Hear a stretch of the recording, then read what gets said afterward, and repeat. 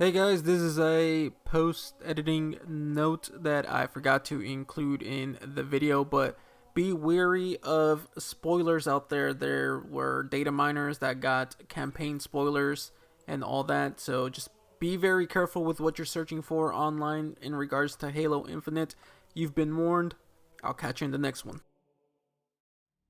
What's going on, everyone? It's your boy Sinister Cobra, and welcome to another Halo video. As you probably already know, today's video will be about the flight. Halo Infinite is looking like it's shaping up to be more of an evolution of Halo 3 rather than Halo 5. In today's video, I'll go more in depth into my thoughts of the flight.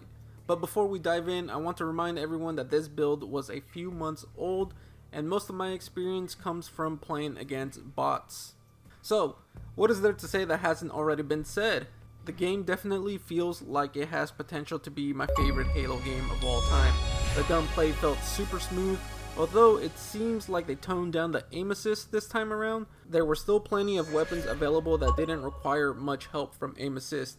The lack of aim assist became very apparent with the commando, sidekick, sniper, and skewer. Definitely had trouble cleaning up kills with all of these weapons, and it didn't help that the hitboxes also seemed to be smaller and tighter. However, new weapons like the Heatwave and Ravager felt great. The Heatwave was definitely a highlight for me. It was essentially the spiritual successor to the Scattershot, but it was way more satisfying to get kills with.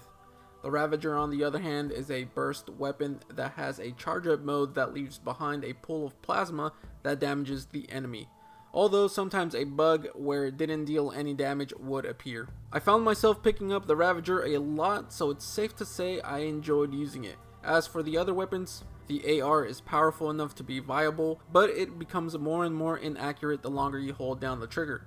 The sidekick, commando, sniper, and skewer, like I said earlier, is difficult to use, but definitely will be powerful in skillful hands.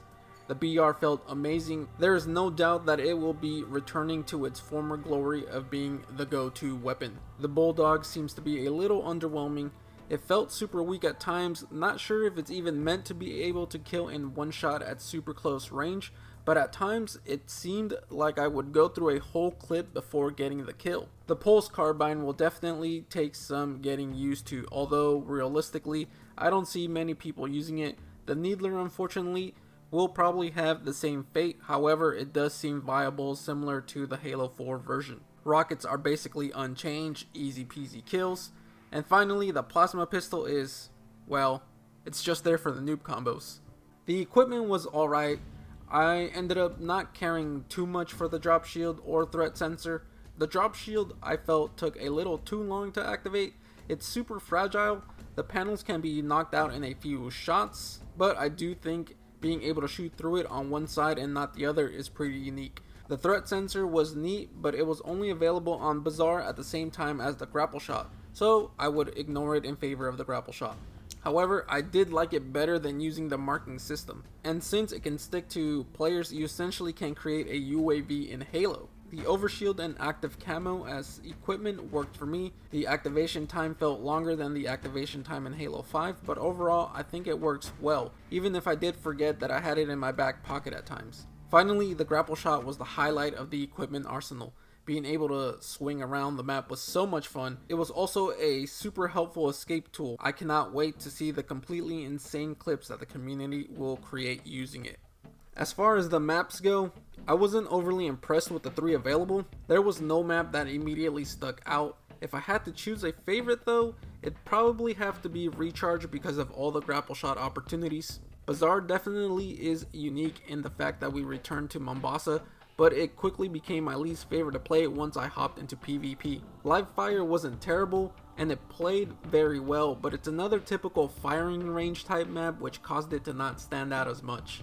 The maps being at a smaller scale meant that traversing them was very quick. With that said, Sprint makes a return.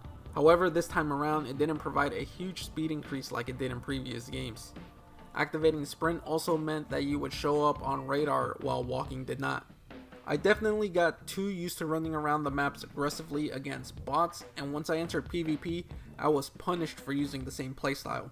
I'm not too sure if the radar situation is the way to go if it ends up being the default settings. Sure, it will be a great fit for ranked, competitive, but I'd rather have a classic radar style on social playlists. I think the idea is that with the threat sensor and marking system being introduced, you shouldn't need the radar as much, but the problem with that is that the threat sensor isn't on all maps, and I'm fairly certain many players don't even know the marking system exists. But who knows, 343 may already have a marking system academy drill in the works for the full game. Customization is honestly one of the things I'm most excited for in the full release. Going into the flight, I knew it was going to be super limited, but it definitely had me wanting more. 343 delivered on their promise for reach-like customization.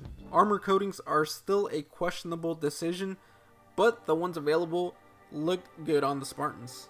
I think one of the more standout parts of the customization has to be the AI companions. The one I ended up choosing was the AI named Fret. Immediately it stood out to me with its pyramid shape, and it turns out that it was voiced by Spider-Man. I had a blast hearing all the funny lines during gameplay, but I don't doubt that eventually I will get tired of them. Luckily, the door is open for 343 to add many more different AI voices over the next few years. As we know by now, the Battle Pass system in Infinite will be unique. The Battle Passes don't expire once bought, and they're available to buy whenever you want. However, in the flight, the only way to progress through the Battle Pass was one of two ways. Purchase tiers via CR, which will be the virtual currency, or complete challenges to gain XP towards the Battle Pass. I am unsure if this is how it will be in the final game, but this definitely needs to change. There were maybe a handful of daily and weekly challenges that gave out what felt like very little XP.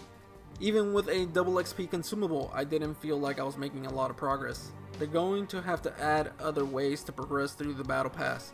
Until then, grinding Battle Passes is going to be a daunting challenge. Another thing I wasn't a huge fan of is the new HUD. It felt like everything was too small and tucked away in all the corners. It also didn't help that the loadout information was moved around. I was constantly looking at the wrong places for my ammo, equipment, and grenades. It will take some getting used to, but I do wish it stayed the same as previous games. I don't know how realistic it is to implement a feature where we can customize our HUDs, but I would appreciate the game shipping with one. I cannot state enough how excited I am for Halo Infinite. 343 still plans to have at least another flight soon, so hopefully I get to play this game once again before the holiday release. I came out of this flight with more pros than cons, but of course the game is far from perfect, especially when taking into account all the bugs and glitches. Most worries I had about the gameplay before the flight have definitely been settled after playing all weekend. Hopefully my concerns presented in this video are addressed in the final release, and hopefully the story and campaign lives up to the hype. But that's going to be it for this video. I hope you guys enjoyed it and that it was informative. But most of all, I hope I helped you get even more excited for the game. If you didn't get into this flight, make sure you sign up to the Halo Insider program for the next one. And of course, remember to leave a like, subscribe if you're not already subscribed. With each video, I get closer and closer to my 2021 goal of 1,000 subscribers. Let me know in the comments what your experience with the flight was, or if you didn't get to play, feel free to leave any questions you may have. I want to thank you guys for watching, and I will talk to you in the next one.